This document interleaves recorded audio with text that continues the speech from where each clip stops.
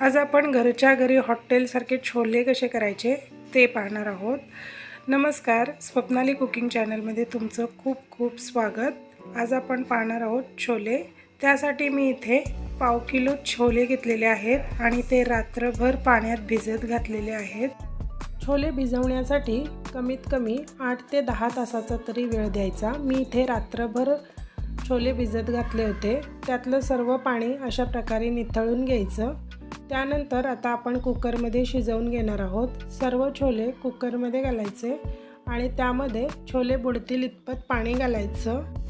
छोले जेव्हा आपण शिजायला ठेवतो त्याआधी यामध्ये 1 चमचा मीठ घालायचं, म्हणजे छोल्याच्या आतपर्यंत मिठाचा स्वाद चांगला उतरतो। आता छोल्याला रंग छान येण्यासाठी इथे मी 1 ग्लास पाणी घेतलेलं आहे। पाण्याला छान उकळी आली की त्यामध्ये 2 चमचे चहा पावडर घालायची आणि 5 मिनिटे उकळून द्यायची। चहा पावडर आपल्याला साधी वापरायची आहे, मसाला चहा वापरायची नाही। 5 मिनिटानंतर गॅस बंद करायचं आणि हे सर्व पाणी छोल्यामध्ये गाळून घ्यायचं। चहा पावडरने छोल्याला रंग छान येतो आणि छोले अतिशय चविष्ट लागतात। आता मिक्स करायचं आणि कुकरला 7 ते 8 शिट्ट्या काढायच्या। शिट्ट्या फास्ट गॅसवर काढायच्या नाहीत, एकदम मीडियम गॅसवर 7 ते 8 शिट्ट्या काढायच्या, म्हणजे छोले एकदम मऊ शिजतात। जर आपण फास्ट गॅसवर शिट्ट्या काढल्या तर त्या शिट्ट्या पटपट होतात आणि छोले पटकन शिजत नाही। हे बघा, अशा प्रकारे 7 ते 8 शिट्ट्यांमध्ये छोले एकदम मऊ शिजलेले आहेत।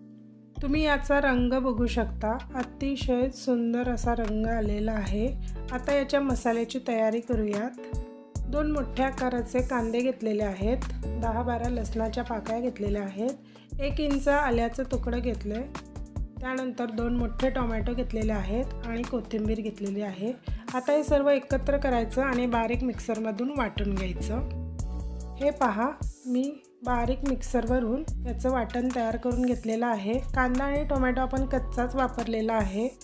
आता एका मोठ्या कढाईमध्ये मी 2 मोठे चमचे तेल गरम करत ठेवलेलं आहे। तेल छान गरम झालं की त्यामध्ये अर्धा चमचा जिरं घातलेलं आहे, 2 तेजपत्ता घालायचे, चिमूटभर हिंग घालायचं आणि सर्व वाटून घेतलेला मसाला यामध्ये ॲड करायचा आणि छान तेल सुटेपर्यंत परतून घ्यायचं। हे छोले अतिशय चविष्ट लागतात, तुम्ही अशा प्रकारे नक्की छोले ट्राय करा। आता हा मसाला आपण तेल सुटेपर्यंत परतून घेणार आहोत। मसाला अर्धवट परतून झाला की त्यामध्ये सगळे सुके मसाले घालून घेऊयात। 2 मोठे चमचे छोले मसाला घालायचा, मी इथे सुहानाचा छोले मसाला वापरलेला आहे।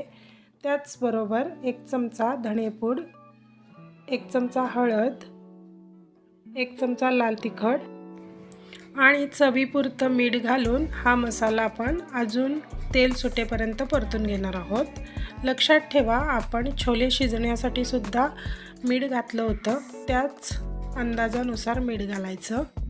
मसाला छान परतून झालेला आहे। आता शिजवलेले सगळे छोले पाण्यासहित यामध्ये ॲड करायचे आणि मिक्स करून 15 ते 20 मिनिटासाठी स्लो गॅसवर आपण परत उकळत ठेवणार आहोत। हे छोले आता घट्ट आहेत, अजून थोडंसं पाणी मी यामध्ये ॲड करते आहे।